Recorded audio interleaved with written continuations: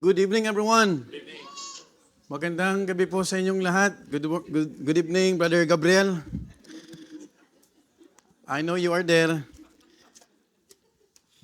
On behalf of Bethany Baptist Church Milan, Italy, I'd like to bring greetings to our regular viewers, to our brethren who are tuning in, even to the brethren who are in Zoom.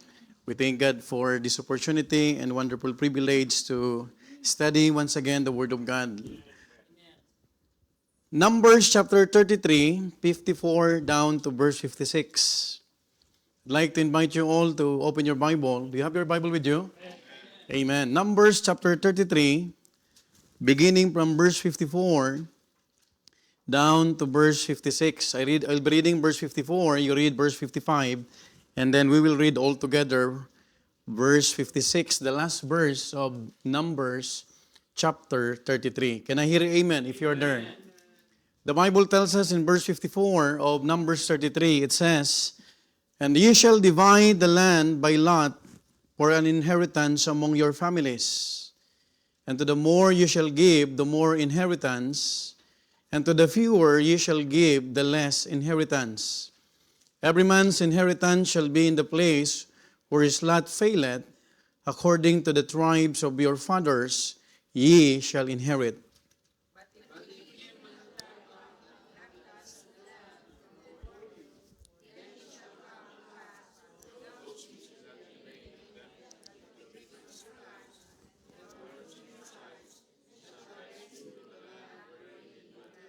Verse 56, altogether now read.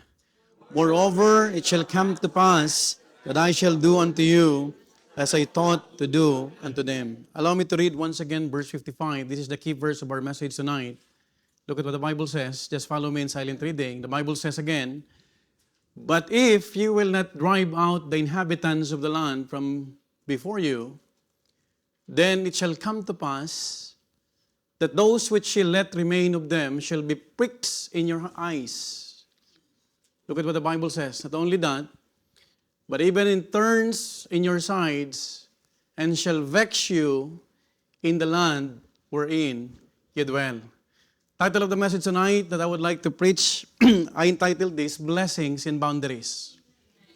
Tonight, let's talk about the message entitled Blessings in Boundaries. Shall we go to the Lord in prayer? Our dear loving Father, we are so overwhelmed, Lord, of your grace and power for every life, Lord, that you have redeemed, Lord, through the death of the Lord Jesus Christ. Thank you, Father, for this time that in the midst of this week, Lord, you have given us another opportunity, another privilege to gather in this place that you have appointed for all of us, just to worship you, Lord, and praise your holy name in our midst, O Father, and be able, Lord, to ponder the things that you want us, Lord, to learn tonight, O Father. Lord, give us a sanctified heart and help us, Lord, to decipher the lessons, the principles that you want us to learn, Lord, from this portion of from the book of Numbers chapter 33, Lord, and help us, Lord, to know the things that could help, Lord, our spiritual life,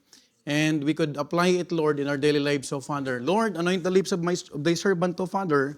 Help me, Lord, to just be a blessing to your people. And I pray also, Father, that you will continue to bless and manifest your grace upon us as we will worship you in spirit and truth. Thank you, Father. We claim all these things in the mighty name of our Lord Jesus Christ. Amen and amen. Please be seated. Blessings in boundaries. Now, have you ever received an important gift? But before it was placed in your hands, you were given instructions on how to handle it.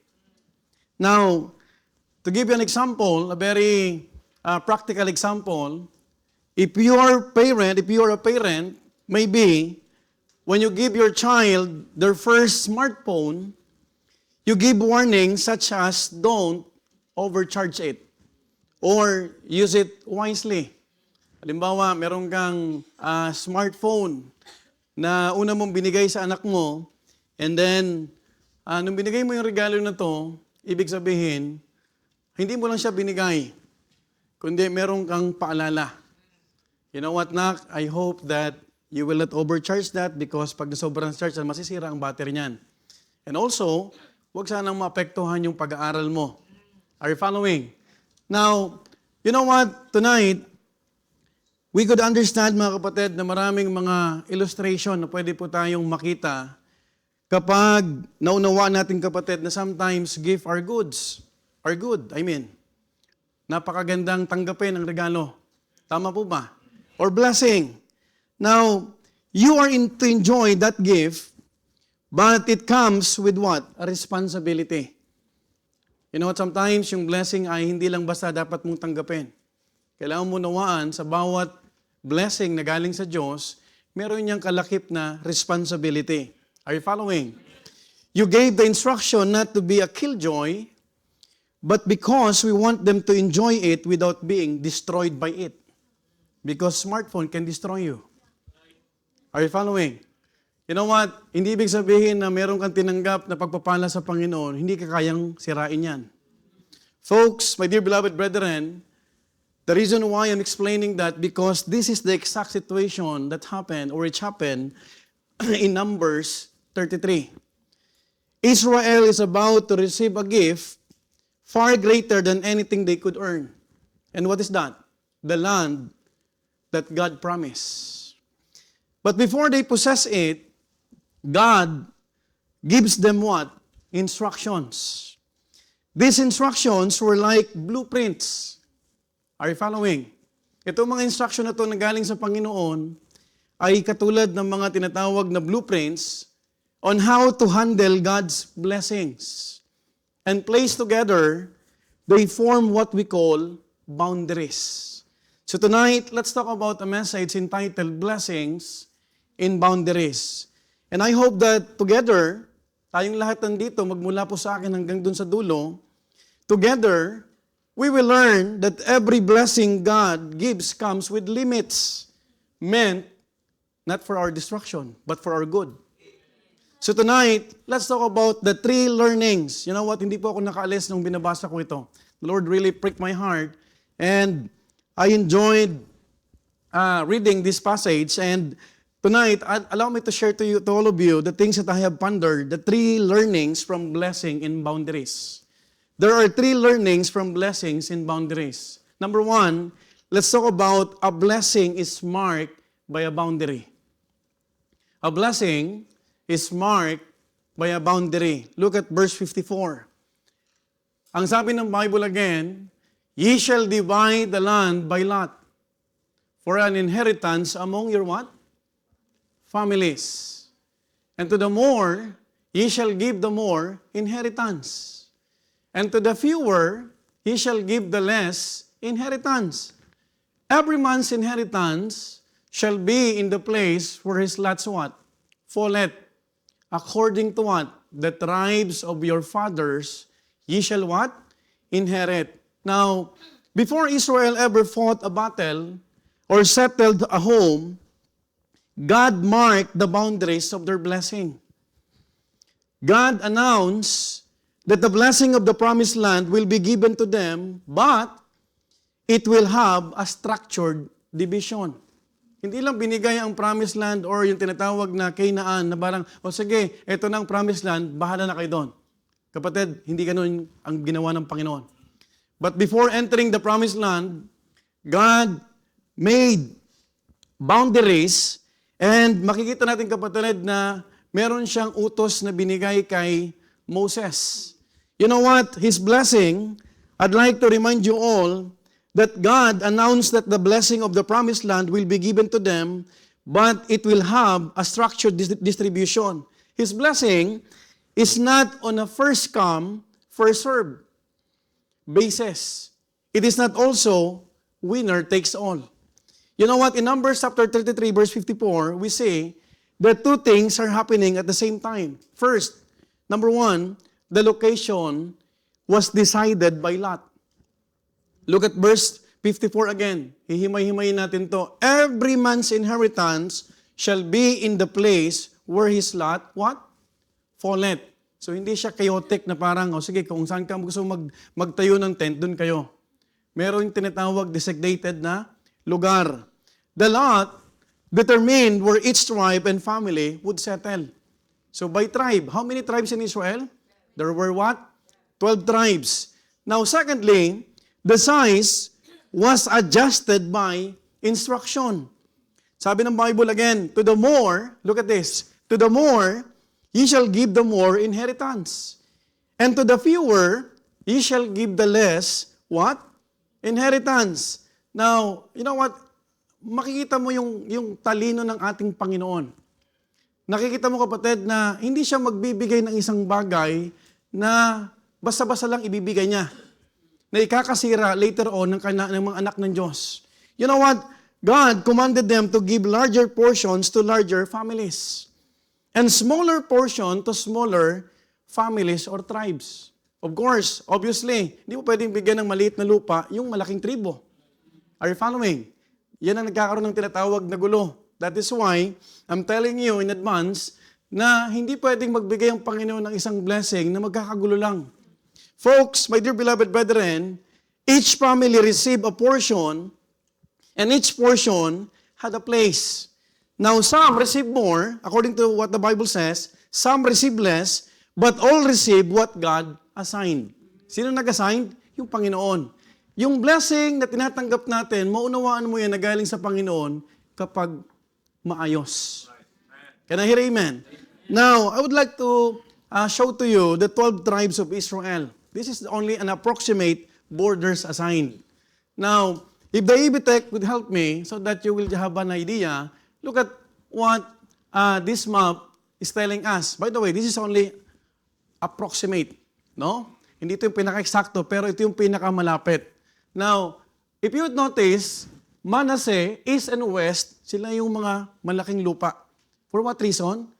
It's not because they are favored by God, it's all because they were larger. Are you following? At ang pinakamaliit, sino dyan? Benjamin. No? Etong Issachar. Pero makikita mo dyan, Judah, Simeon, Reuben. So makikita mo, may mga boundaries. Are you following? Well divided. Now, no one chose his own borders. The boundary of the blessing was set, kanino uli? By the Lord Himself. Now, take note mga minamahal ko, what we could learn from this, from here, we will see that each blessing has a boundary. Just as Israel's land was assigned with clear boundaries, God's blessing in our lives are meant to be lived within the limits He sets. Hindi pwede pag natanggap natin yung biyaya, walang mga boundaries. Na kahit anong gawin mo na. I use the example of iPhone or smartphone. You know what? Walang problema sa technology. Walang problema na may iPhone ka. Ang problema, kung nauubos na yung oras mo, kaka-iPhone. Are you following? Hindi siya mo tinanggap lang, kapatid, para kahit anong gawin mo, dahil blessing to, gagawin mo na kung anong gusto mo. There should be what? Boundaries. Folks, there are no unlimited or unconfined blessings. Why? Because God always places boundaries around what He gives. You know what? Makikita mo, kapatid, ang Panginoon gusto ibigay sa atin pagpapala. Hindi siya pwedeng magbigay ng isang blessing na ikakasira natin. You know what? If God entrusts you with a ministry, can I ask you something? Is ministry for you is a blessing? Folks, it is not unlimited or undefined. God assigns its place, scope, and what? Boundaries. Hindi ka pwede, kapatid, na nagsusong leader ka, ikaw ang pianista. Merong boundaries yan. Do you get my point? You know what, makikita mo, kapatid, in blessing that's guided by boundaries, we can relate that, number one, Israel did not choose where, and neither do we. Sino sa atin ang namili na, ito ang gusto kong ministry? Di ba, Panginoon ang naglagay sa atin? Who would have thought Pichonoli will be leading the congregational singing? Na yung hampas niya parang hampas ng bus. Are you with me? It is God who is entrusting to us. Now, number two, Israel did not choose how much. Neither did we. Pagdating sa ministry, kapatid, hindi tayo pwedeng akuin mo lahat. Are you following? Yung Panginoon na nagbibigay. Thirdly, Israel received within limits, so do we. Now, if God blesses someone with resources, He also gives principles on how those resources are to be used and managed. Now, I'll give you a practical example. One practical example is this. when you receive an increase, one clear boundary God sets is what? Acknowledging what belongs to Him. Through what? Tithes. Hindi pwede na pag binigyan ka ng trabaho at nagkaroon ka ng sweldo, iyo lahat yan. What is the boundary? Give what belongs to the Lord. And by the way, we're not yet giving if we're just returning the tithes. Alam natin na ang offerings ay nagsisimula after we gave our tithes. Are you following? Now, look at this. Do you know that we are so privileged? God is giving us a blessing. And this blessing is very tangible. The fact na wala tayong sakit, blessing yan. The fact na may trabaho tayo, blessing yan. The fact na meron kang mabait na amo, katulad ng amo ni Sister Leonie sa March, that's a blessing. But do you know also, there are boundaries. Na hindi pwede pag kumita ka, sa'yo lahat. Are you with me? Now, makikita mo, hindi pwedeng magbigay ang Panginoon ng isang bagay na ikakawasak natin. That is why in every blessing, there is what? Boundary. You know what? That boundary reminds us that not everything given to us is meant to be kept for ourselves. Are you following? Hindi yan, binigyan ka ng trabaho, binigyan ng increase, atin lahat to. Kasi pag wala ka sa Panginoon, wala kang relasyon sa Panginoon, teka lang, iba ang mentality. Ako nagpagod, akin to lahat. But it is not the mentality of God's people. Kasi naniniwala tayo at nananampalataya tayo na galing lahat sa Panginoon. Can I hear amen? Folks, through boundaries, we are taught that we cannot loot God's blessing. Di natin pwedeng nakawin. Boundaries are set so that greed will not take over. Now, I am giving the principles because makikita natin kapatid, we could relate na yung blessing na binigay sa Israelita, hindi yung para, o sige, ito na yung promised land, bahala kayo dyan. There are boundaries. You know what, makikita natin kapatid, in each day that we live, we are given what? 24 hours. Sino po ang may 24 hours isang araw? Pastor, ako 23. Saan planeta ka ba? Lahat tayo 24 hours. Tama po ba? And the boundary of that blessing is what? Rest. Rest. Hindi mo pwedeng sabihin, kapatid, Pastor, wala na akong tulog kahit di ako matulog basta may trabaho. Now, hindi yan blessing. Alam mo kapatid, papatayin mo sarili mo. Kasi pag inabuso mo ang katawan mo, kung ang makina nga nahihirapan, kung ang makina kailangan gasolinahan, much more yung katawan mo. That is why, kung binibigyan tayo ng 24 hours, yung 6 to 8 dyan, tulog mo yan. Na minsan ginagawa natin, mula umaga hanggang gabi, nagtatrabaho mga tao kapatid na hindi nila alam, pinapadali nila ang buhay. You see, I am stating facts and illustration and practical things so that we would understand kung binibigyan tayo ng 24 hours, may portion dyan na magpahinga ka.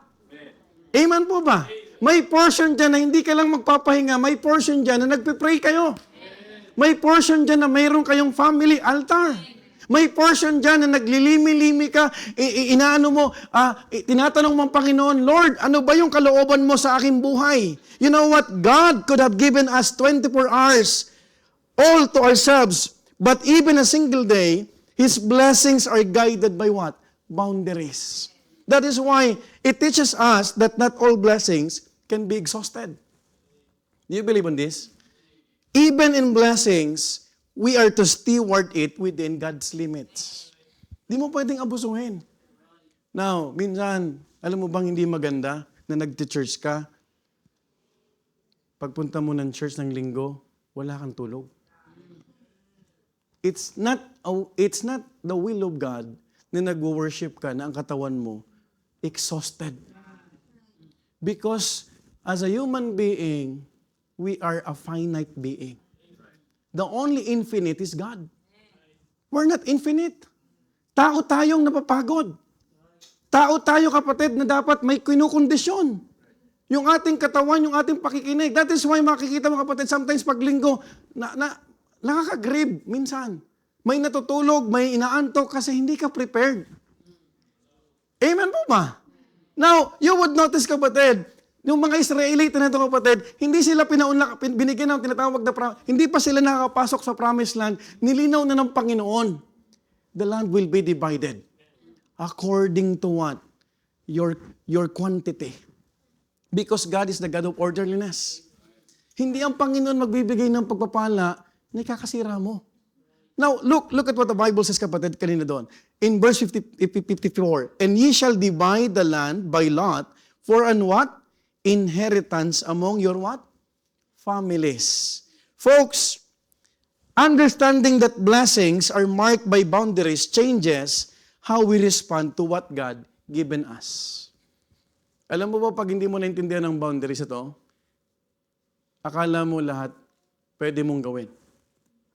Pero hindi po. We can't do that. Why? Because it teaches us what? Contentment. It teaches what? Balance. And another thing, it teaches what? Responsibility. Alam mo, doon mo lang makikita, Lord, I am living by faith. But you can never tell this na ikaw ay nabubuhay sa pananampalataya kung ang mga bagay na portion sa Panginoon, kinukuha mo. Are you following? You know what? This is the reason why we need to inculcate or we need to realize bawat blessing palang dumarating sa akin, hindi ko pwedeng abusuhin. I'll give you an example. Di ba ang salvation, it's a blessing? It's a gift. But you cannot abuse one save is always saved. There are boundaries. Kaya minsan, maiunawaan mo yung tao na hindi niya naniniwala sa OSAS dahil may nakikita silang nagkiklaim ng OSAS, pero kung ano mga ginagawa, hindi pa napaposas. Naintindihan niyo, kapatid? Ano? What? May nagtanong sa akin yan, pastor. Ano? Sigurado kayo? Na kahit anong gawin ng Kristiyano, dahil ligtas, kahit anong gawin, kahit maging walang hiya, I've been accommodating that kind of question. Why? Dahil yung nagkiklaim ng OSAS, ng one save is always saved, walang pakundangan, walang boundaries, walang nabago. By the way, I've mentioned this last Sunday. Ang OSAS, ang one save is always saved, ay kiniklaim ng totoong ligtas. Amen. Kasi kung naintindihan mo ligtas ka, iingatan mo yung patotoo mo. Shall we continue in sin that grace may abound? Wag naman sana. God, what? Forbid. You know what? Notice that because God Himself set the boundaries of the inheritance, the process left no room for contest or appeal. Do you know, kapatid, hindi sila nag-away-away? Why? Because it was organized. Hindi sila teka lang, akin to, magtitira ako. Hindi ganun. Hindi ganun ang blessing. Ang blessing ng Panginoon, maayos. Are you following? Pag sinabing blessing ng Panginoon, hindi yan ibibigay na sa sasakit ng ulo mo. You know what? No one can charge Joshua because Moses, mga kapatid, alam natin, hindi nakapasok ng promised land. It was a time of Joshua for being biased because the map was not drawn by Joshua, but by God. Hindi si Joshua ay sumusunod lang sa Diyos. Hindi siya nag-design. Hindi siya architect, hindi siya engineer. Ginagawa lang ni Joshua kung anong sinasabi ng Panginoon. That is why in the ministry, hindi natin pwedeng gawin kung ano lang gusto natin gawin. We should do and we should obey, we should follow the blueprints. And this is the blueprint. We thank God because we have a blueprint. Hindi tayo, kapatid, pabara-bara sa church. And because of that, makikita mo, kapatid, the inheritance was not subject to accusation or appeal. You know what? Wala namang pinagkaiba yan sa binigyan ka ng sasakyan ng Panginoon. Tapos gagamitin mo pambababae.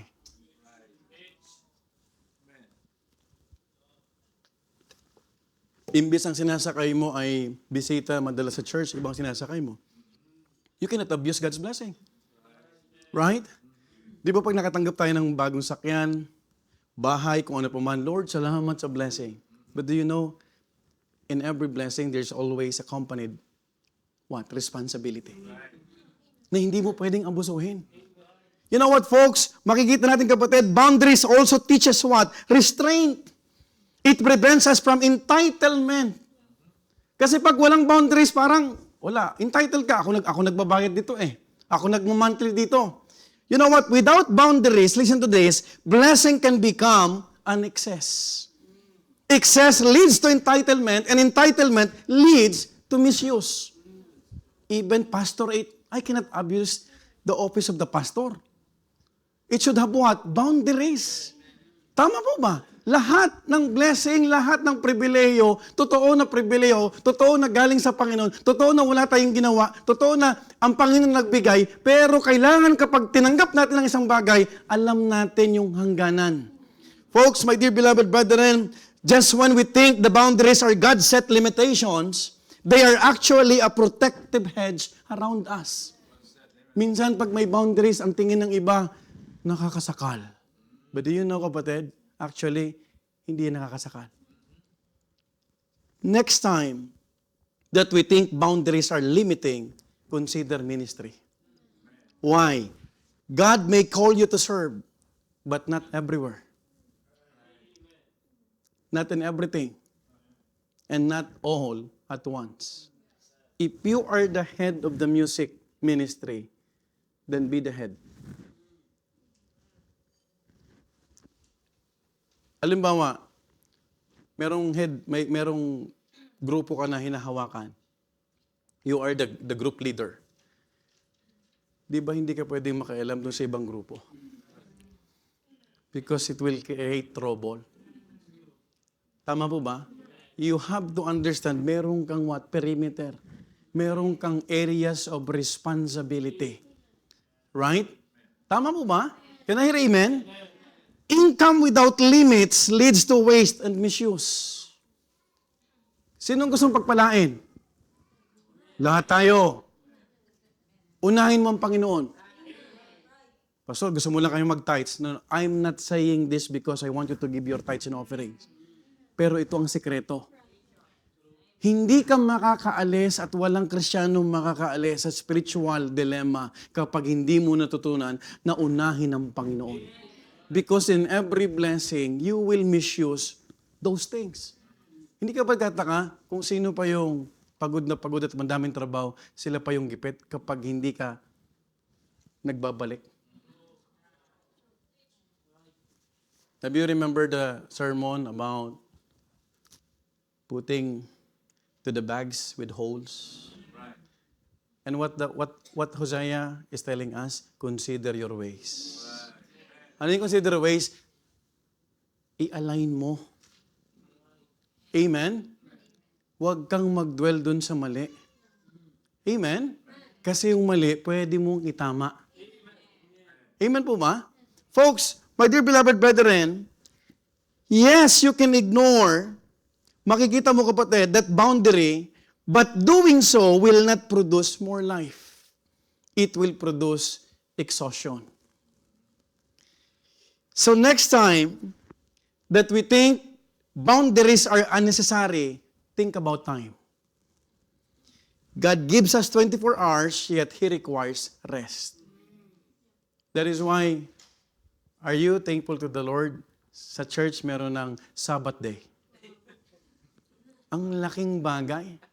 I was really convicted nung pinalala na ako ng may sermon sa bahay. Na-sermon na ako ng asawa ko. May tumawag kasing taga-Oman, Ay, so, naka-live tayo. Wala na, nabitawan ko na eh. Sabi niya, gusto mo bang, simple lang naman mag-review ang asawa ko eh. Sabi ni Ma'am Agnes, gusto mo tawagan mo na rin yung mekaniko sa kapitbahay? And then, binalikan ko yung na meron palang boundaries. Amen po ba? Tama po ba? Pag hindi mo tinignan at na-appreciate yon, akala mo, nangrurumpi lang yung asawa mo. But here's the reality. There's a time for everything. Amen? Amen po ba? You know what?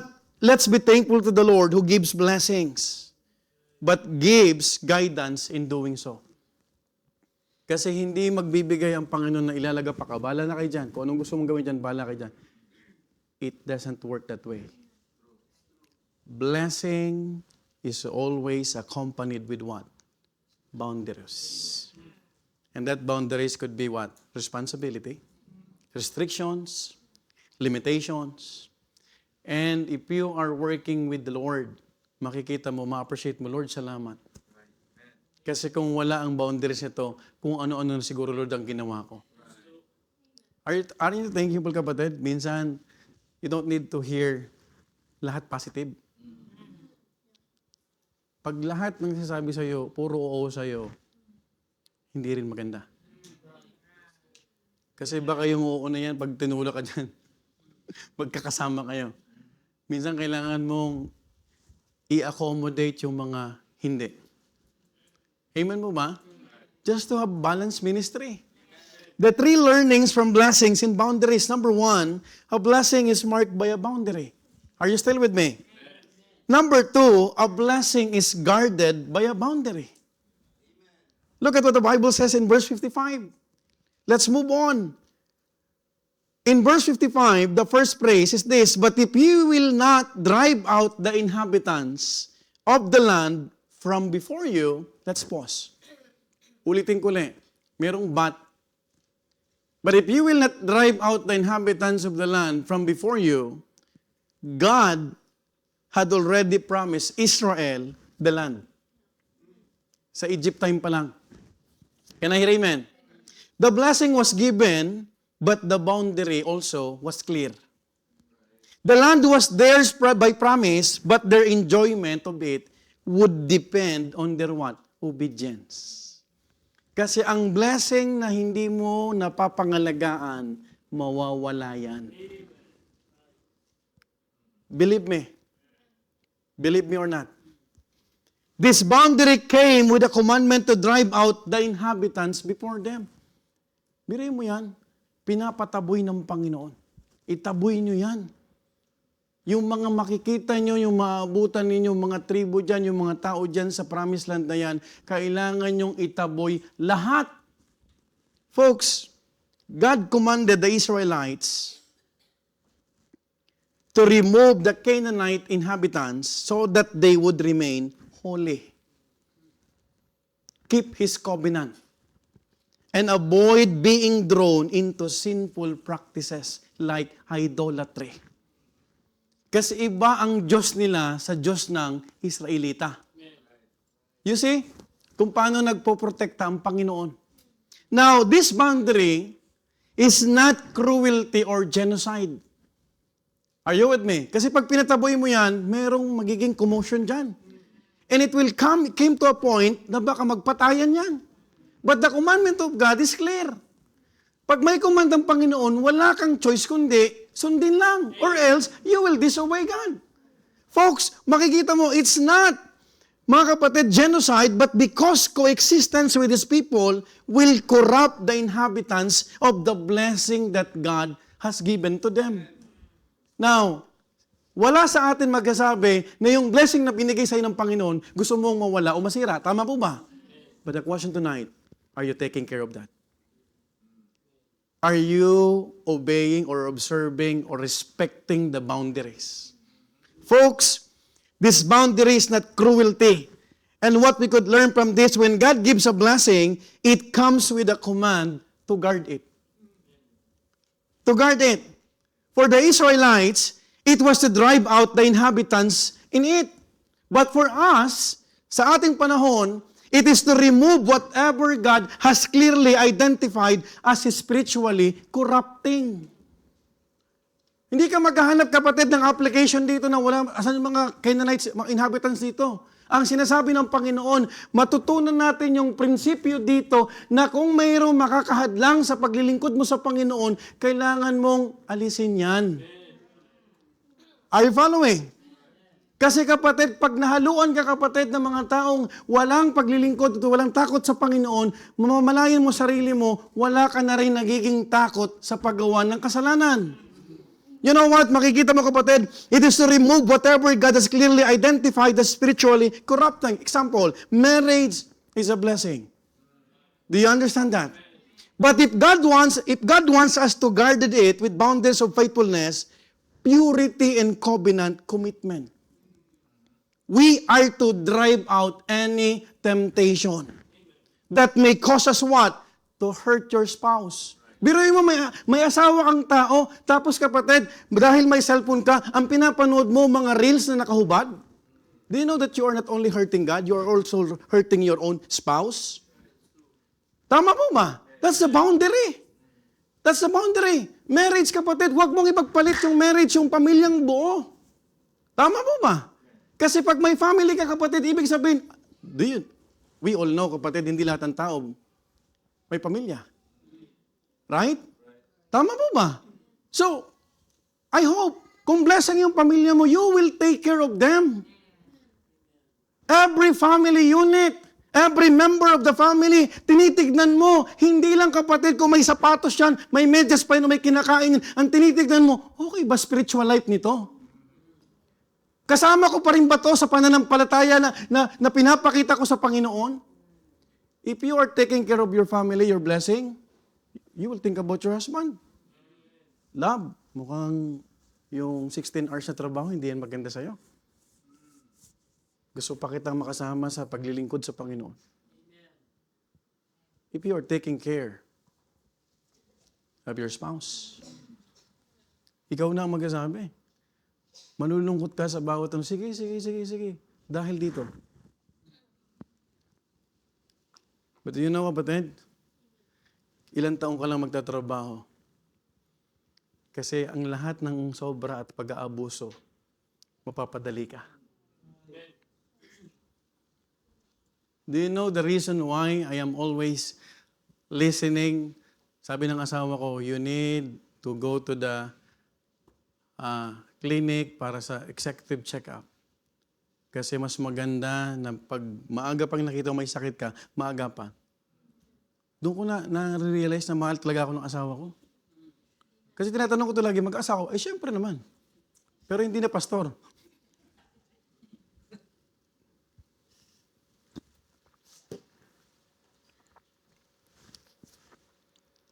The local church is a blessing. Can I hear amen? Do you believe in that? But it is protected by boundaries of doctrine, unity, and holiness. Pag itong tatlo na to, doctrine, unity, holiness, kapatid, we are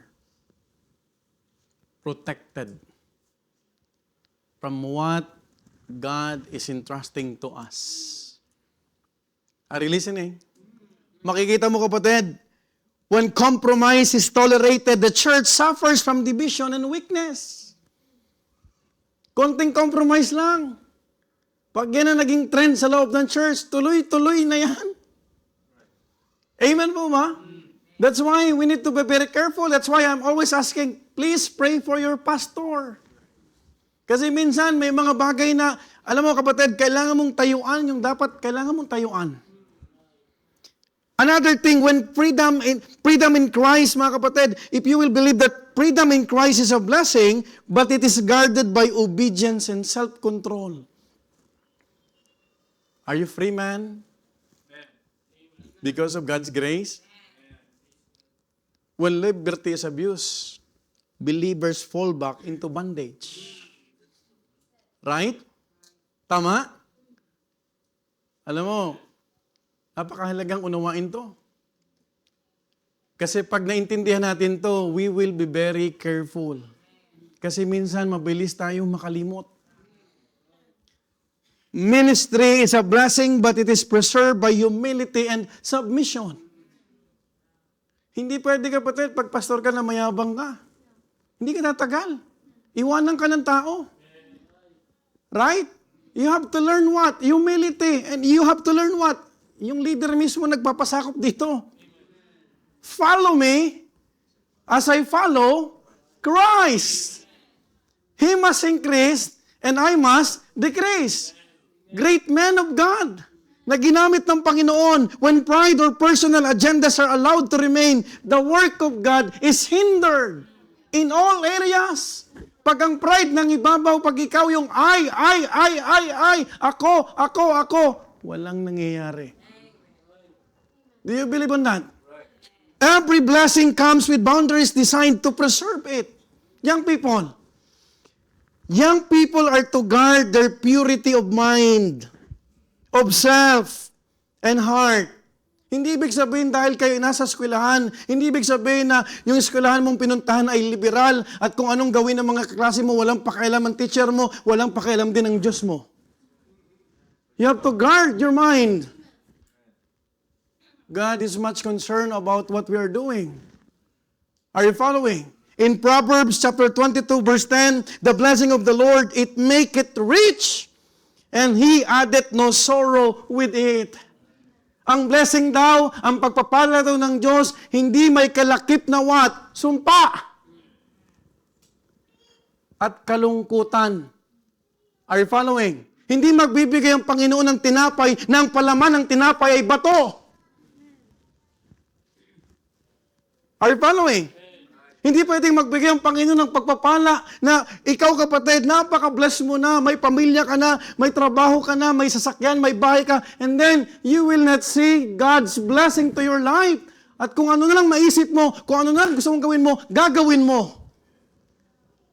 You are forgetting these boundaries. You know what? Hindi nagbibigay ang Diyos ng bato kapag humingi ka ng tinapay. Hindi siya laban bawi. Na magpapasalamat ka and then, naku, dapat hindi ko nalang ito pala tinanggap. Pag ang Diyos ay nagbigay, laging buo. Laging what? Ito yung puro at ito yung masaya't maligaya. The blessing itself is never the problem. Because most of the time, our disobedience is the problem. Kaya yung blessing nawawala. Right? At tandaan nyo kapatid, kayo tayo mga Kristyano, walang ibang pinakamahalaga dapat sa'yo, sunod sa Panginoon, yung pamilya mo. Don't allow Satan to penetrate your family. Don't allow anyone, any influence in your home. Because you will suffer what consequences later on. Walang iba. Hindi mo pwedeng ipagpalit yung pamilya, yung anak mo. They are gems. They are jewels. Precious. Pag nasira yan, hindi mo na yan mababalik. That is why we need to think about it tonight. Any sorrow, the blessing itself is not the problem. Any sorrow that follows does not come from God, but could be from our misuse, neglect, or doubt. Alam mo ba kapatid? I remember this. Before our wedding, sabi ko sa asawa ko, ito lang ang desire ko. Saan man tayo dali ng Panginoon? Hindi natin alam kung anong mangyayari. Pero sana kung saan man ako dali ng Panginoon, magkasama tayo lagi. Are you listening? Walang ibang pinakamasayang buhay, buo ang pamilya.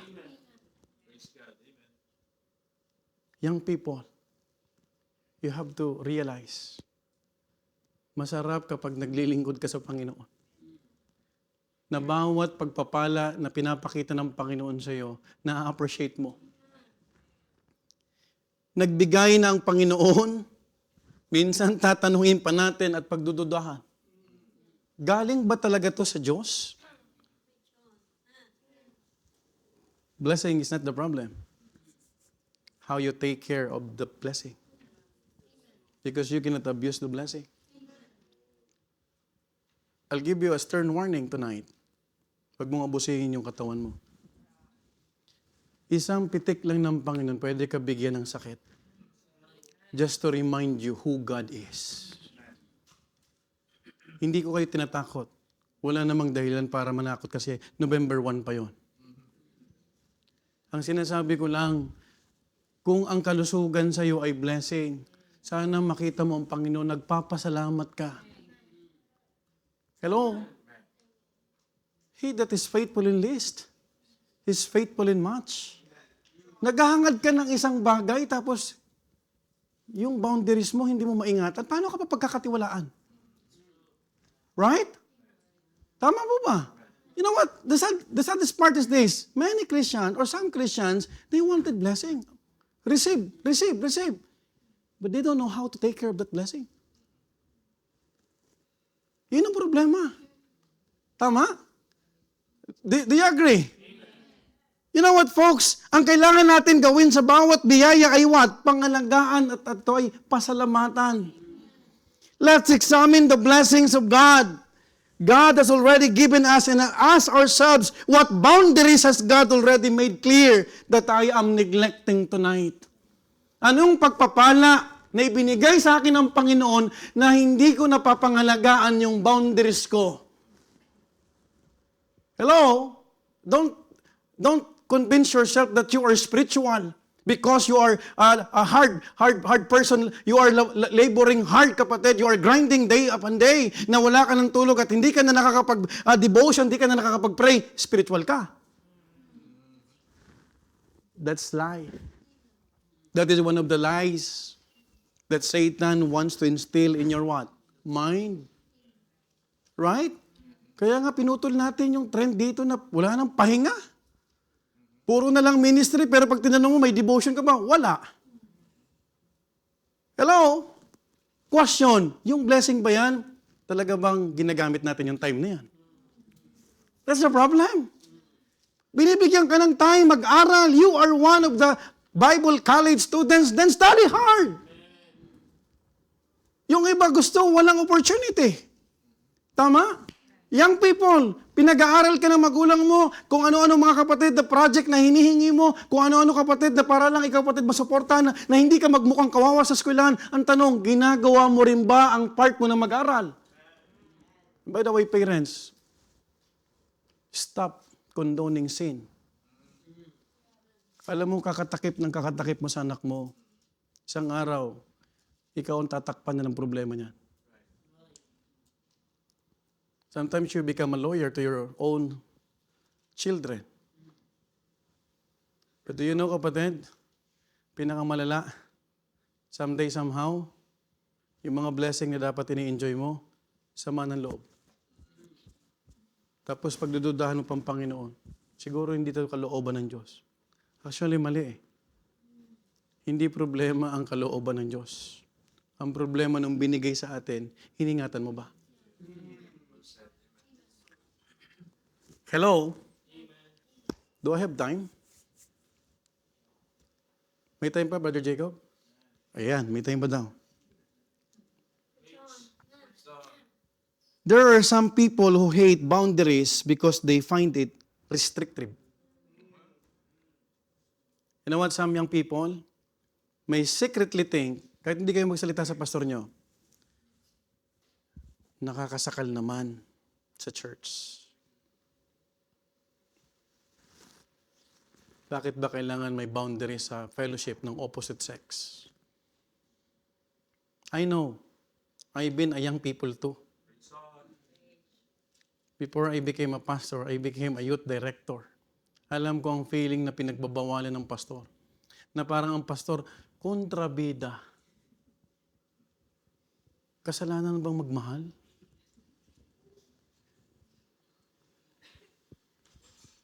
Hello? Magfe-fellowship lang naman. Tapos dapat hiwalay ang mag-overnight lang naman. Hindi pwede. You know what?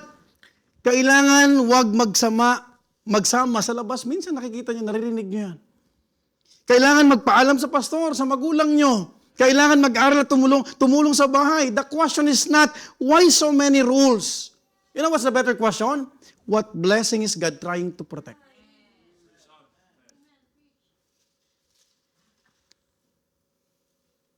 God sets boundaries to help you protect your purity. You reserve your body sa hinanda ng Panginoon na magiging asawa mo. That's priceless. Na hindi kayang ibigay na ninuman. Are you listening? Young people, God sets boundaries to help me. To help you. To help you protect your heart. Kaya alam mo si pastor, sis, huwag yan. Brad, tigil mo yan. Ba't puro ganon? Do you think, kapatid, gusto ko magsaway lang? For the sake na magsaway lang? Do you think, kapatid, sa linggo, mula umaga hanggang Mag-aalauna yung medyo na, alas 2 na, salita ng salita ang pastor nyo, tapos sa hapon, magsasaway na naman, magsasabi sa'yo, pagpapaalala. At tingin mo, gustong-gusto ko yung gawin yon. Pero kailangan magpaalala. Right? It's for a protection. Sabi ko nga sa young people, sabi ko, okay yung crush. Sige. Crush mo siya? Sige. Pastor, I have a crush. Okay yun. Hanggang dun lang. Pag di ka sumunod dyan, di ka sumusunod sa boundary. Tama, Jacob? Oh, tama. Oh. Walang problema. Nagka-crush din ako eh. Pero hanggang dun lang. Amen? Hanggang dun lang. Right? Tama po ba? To help you protect your innocence. Grabe naman si Pastor. Solo movie fellowship. Hindi fellowship ginagamit sa movie. Minsan ginagamit ang fellowship. Barkadahan yan. May mga Kristyano pag barkadahan, buhay na buhay. Pag sa spiritual na bagay, tulog. Totoo o hindi? Hindi barkadahan na magpapalago sa'yo. Hindi fellowship ang magpapalago sa'yo. You know what? The only thing that I can assure you that you will grow, you will be strengthened, and you will not be weighed even in the midst of the problems or makikita mo offenses kapag ikaw ay strengthened, kapag ikaw ang foundation mo ay salita ng Panginoon.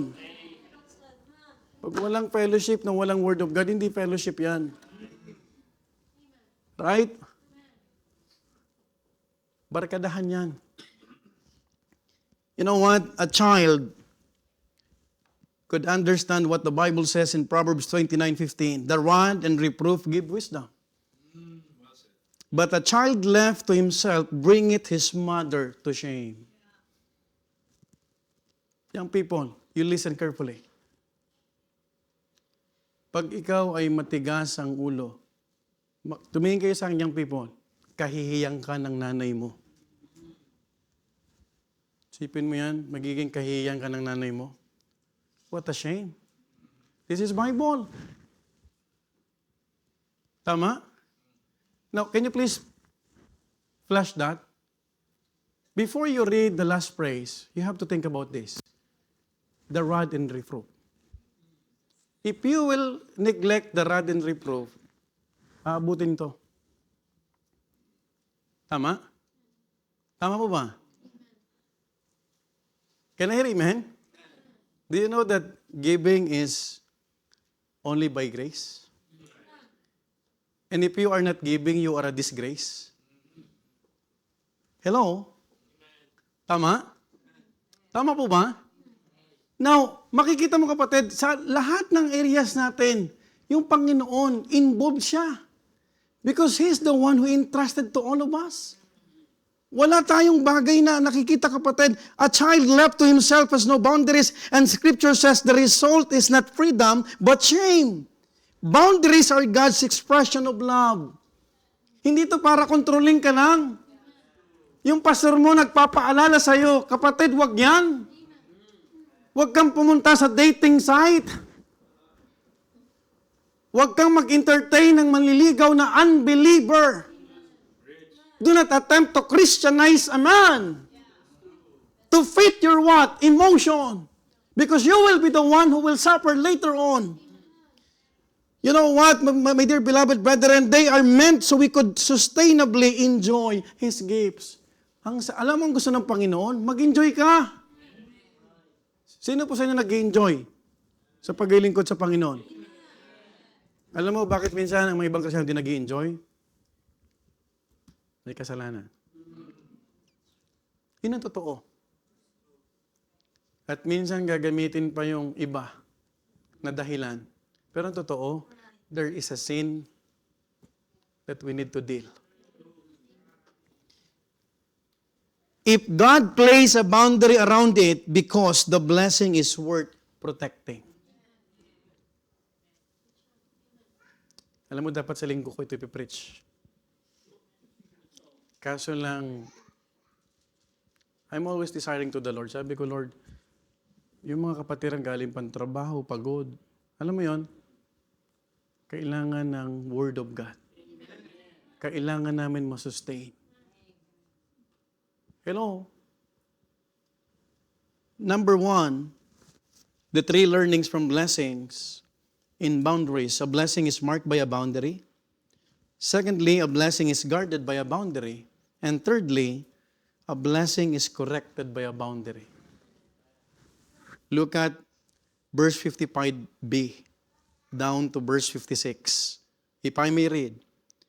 But if you will not drive out the inhabitants of the land from before you, look at what the Bible says. Then, listen to this, it shall come to pass that those which ye let remain of them shall be pricks in your eyes. And not only that, look at this, and thorns in your sides. Ito pinakamasaklap. And shall vex you in the land wherein ye dwell. Sipin mo promised land, tapos mabibex ka lang, ma-stress ka lang. That's not a promised land. Ganun ka-protective ang Diyos natin. Aren't you glad? Iniisip mo pa lang, nung kinig ka ng preaching, nasagasaan yung preaching na hindi naman alam ng pastor mo, ang ibig sabihin, the Holy Spirit, mga kapatid, nangungusap sa'yo. For your protection, para bago mo ituloy ng ituloy, huwag ka na kapatid, tumigil ka na, because you are the one who will suffer. Papalakpak na naman yung jablo. May nasira na naman, may nahila na naman ako. You know what, my dear beloved brethren, in verse 56, ang sabi ng Bible, moreover, it shall come to pass that I should do unto you as I thought to do unto them. Biro mo yung kapatid, sa isip pa lang ng Panginoon, hindi pa sila nagkikita, may plano na ang Diyos sa mga yun.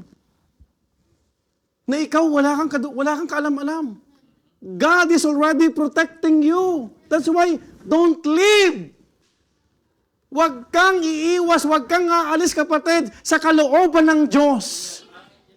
Nakikiusap ako sa iyo, maraming pwedeng ibato ang kaaway. Any struggles, any dilemma, any challenges, pero sabihin ko sa iyo, huwag na huwag kang aalis sa kalooban ng Panginoon. Most especially, kapag may pinapagawa ang Panginoon, you stay. Kasi iniisip na ng Panginoon yung gagawin. Hindi pa natin nakikita yung mga yon. Yung mga Israelita, hindi mo pa nakikita yung mga tao, kapatid, na isang araw magugulat ka na lang. Pag di ka naging maingat at hindi ka nakinig, wala na. You know what? God warns His people of the consequences if they will set aside the boundaries that He has placed. Those not driven out would become what? Thorns. And trouble. And eventually bringing continual distress in the land. Pambira, promised land, tapos mai-stress ka lang sa land na yan? What kind of promised land is that? You see? Kasi pwedeng pagduduhan ng Israelita yung Panginoon. Eto ba, Lord?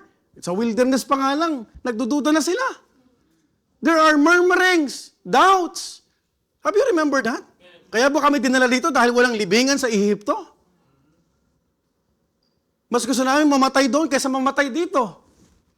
That is why you have to understand, my dear beloved brethren, they need to fully understand that what God gives must be protected by obedience. Or, it will result in sorrow.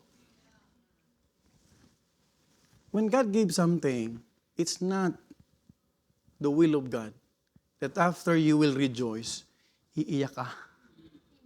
Hindi ganun ang Diyos. Ang gusto ng Diyos, pag binigay niya, magpupuri ka. That's why I told Brother Renante, sabi ko, Brad, magmumukmuk ka sa bahay mo, marami kang mga maiisip. Pero pag nakinig ka ng salita ng Panginoon, may mga problema tayo. Sino bang wala? May mga challenges tayo, right? Tama? Minsan ayaw ng katawan natin. Totoo yan. Ako nga kapatid, minsan ayaw ng katawan ko mag-preach. Pero I just obey to the Lord. Kasi hindi naman kapatid, sabi ko nga, hindi lahat ng panahon, kondisyon ka. Do you understand, kapatid? Not all the time. Even I am a pastor. I wanted to sit down. Gusto kong makinig, gusto kong ma-revive. Gusto kong magkaroon ng tinatawag na, alam mo yun, makikinig ka, you will be strengthened. Sometimes, you have to step forward. Question. Did the Israelites obey? when Joshua, not Talingdan, led the Israelites to Canaan, they defeated many cities and tribes. I have no much time. In Joshua 6, chapter 6, verse hanggang 12, chapter 12. However, they did not fully drive out all the inhabitants. Some Canaanites, Hivites, Perizzites, sama mo na yung Kohatites. Yeah, yes, it's not a joke. And others remained in the land. Now, I'd like to read this quickly. Joshua 13, 2-3. Ito, matanda na si Joshua rito. 2-3 lang, verse 2 and 3. This is the land that ye remained, all the borders of the Philistines and all Jeshurun, from Sihor, or Sihor, which is before Egypt, even unto the borders of Ekron, northward, which is counted to the Canaanite. Isipin mo, may 5 lords of the Philistines. The Gazatites, the Asdotites, the Escalionites, the Gitites, the Ekronites, and also the Avites. Now, these remaining nations became a source of idolatry and troubled Israel. Sipin mo yung kapatid. The Israelites disobeyed God's commandment to fully drive out the inhabitants, which led to ongoing conflict and spiritual what? Compromise in the promised land. Now, you have to remember, bago natin tapusin itong mensahe na to, that God's blessings require God's what? Boundaries. Blessings from the Lord can become a source of trouble in our life. Yes, you have heard right. If we will ignore the boundaries God has given you. Yung sasakyan mo na bago, gamitin mo sa kalokohan. Subukan mo. Ikaw ang mapapahamak.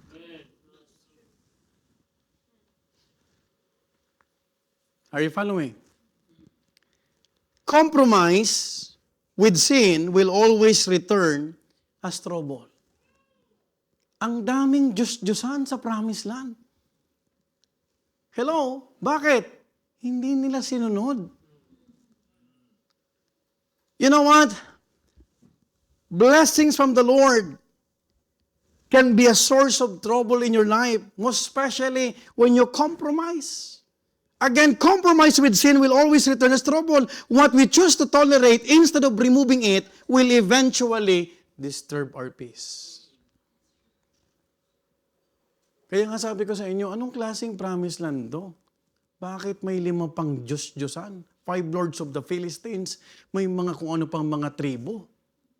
Na iba ang paniniwala. Are you following? Ang hirap kaya na iba-iba ang paniniwala. You know what? We could learn from this. Delayed obedience invites divine discipline. Are you following? Hindi ibig sabihin hindi ka sumunod, wala nang mangyayari. Minsan, delayed din yung disiplina. Makikita mo na lang yan sa dulo. Can I hear amen? Kahit anong ganda ng biyaya, kung hindi tayo susunod sa Panginoon, ito ay mauuwi sa pagpapalo, hindi pagpapala. Huwag nating sayangin ang pagpapala ng Diyos. I'd like to read, not only in the time of Joshua, Judges 1. Hindi ko ito nasama sa outline, kaya nakatingin si Brother Lorenzo. Verse 28 to 30. Look at this. Kahit Judges na, problema pa rin ng Israel. Why? Look at what the Bible says in Judges 1, 28 to 30. And it came to pass when Israel was strong, look at this, that they put the Canaanites to tribute and did not utterly drive them out. Neither did Ephraim drive out the Canaanites that dwelt in Gezer, but the Canaanites dwelt in Gezer among them. Last verse. Neither did Zebulun drive out the inhabitants of Kitron, nor the inhabitants of Nahalol, but the Canaanites dwelt among them and became what? Grabe. Folks, listen to me. I'm almost done. If you don't believe me now, look at Israel. 3,000 years from its founding year, through the patriarch Jacob, and they're still fighting for its right to exist even today as we live. Do you know that the Hamas, they belong to the Philistines? Kung sana, kapatid, noon pa lang sa panahon ni Joshua, nakinig na sila, walang gulo sa Israel. Hello? Tama po ba? Even in the time of kings, David, the sweetest psalmist of Israel, he fought Goliath. And who is Goliath? Philistine. Philistine is one of the tribes of the Canaanites. Naintindihan nyo, kapatid? 3,000 years ago. Until now, sakit sa ulo nila. Ano ba sabi ng Panginoon? You will be vexed in the land that I have promised. Saan ka makakakita na promise yan? Mai-stress ka at matidistress ka. Hindi ba, kapatid, ang isang pamilya nakaka-stress kapag may pasaway? Why? Because you neglect boundaries. Are you following? Di ba nagtatrabaho ka, hindi ka ba na-stress? Kakatrabaho mo dahil hindi ka nagbibigay ng tithes, wala pa rin natitira. Hello? I hope I could learn. Walang problema sa Diyos. Pinakita ng Panginoon, ibinigay ng Panginoon ng promised land, isn't it? Tama po ba?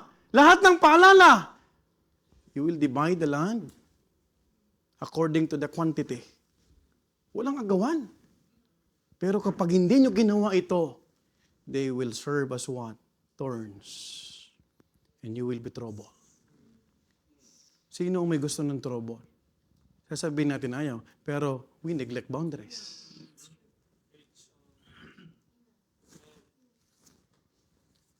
Hindi madali na wala kang church. I hope you will think about this. Because church serves what? Boundaries. Reminders. The blessing where they failed to honor the explicit boundary is the same thorn they still carry today. Hamas is a political group, but Hamas are the Philistines. Sinong sakit ng ulo nila ngayon? Sila pa rin. You see? Tama? Pastor, hindi ba yung matatapos? Sometimes consequences. You have no right, I have no right. Enough is enough. Because when God gave a verdict, kapatid, sana makinig tayong lahat. Hindi natin pwedeng abusuhin yung pinagkakatiwala ng Diyos. May panahon pa para mabago. Hello? Are you following? Look at Adam. The unhonored boundaries, the very reason why men are born with an inherited sin. And why we need a Savior. Most of us, may mga tao akong nakausap sa soul winning, kulpa di Adamo. Madaling magturo eh. One of the easiest job or work of every person is to. Pero maraming tao, they wanted to remain in sin. Right? Hindi ko sinasabi mo na, sis, huwag ka dyan. Papahama ka dyan. Wala pa rin, talagang. Tapos maghahanap yan ng ibang tao na hindi magsasaway sa kanya. Ang kalaban na ngayon, yung nagsabi ng, huwag ka dyan. You see? Mag-isip-isip ka pag gusto mo magpastor.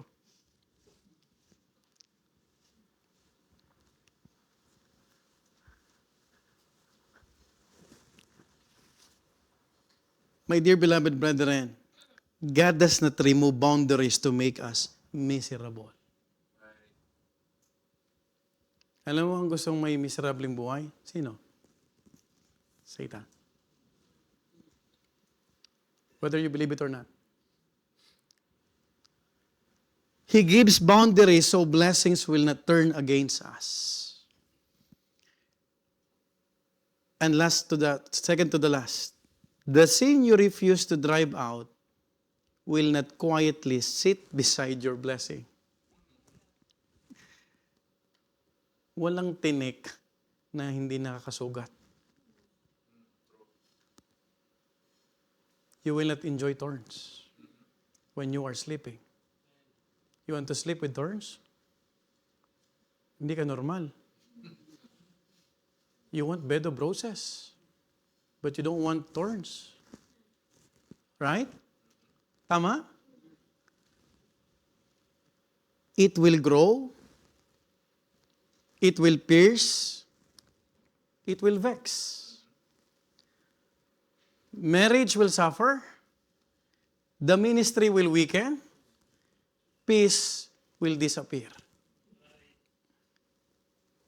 Kapatid, before I close, ang biyaya ng Diyos ay hindi kailanman may kasamang sumpa.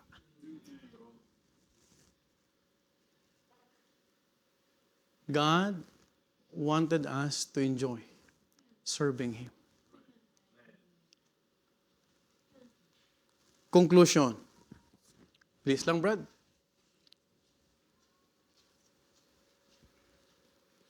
What has God clearly told you to remove that you are still allowing to remain? This is a form of question. What has God clearly told you to remove that you are still allowing to remain? Pag inalis na ng Panginoon, huwag mo na ibalik. Right? Because my thoughts are not your thoughts. Because the sin beside your blessing today will be the thorn inside your life tomorrow. Let us not resent God's boundaries. Let us respect them. There is a blessing in boundaries. There are boundaries in blessings. And they go hand in hand for our good and for God's glory. I hope we learned something tonight. Shall we all stand up and we'll pray? Heavenly Father,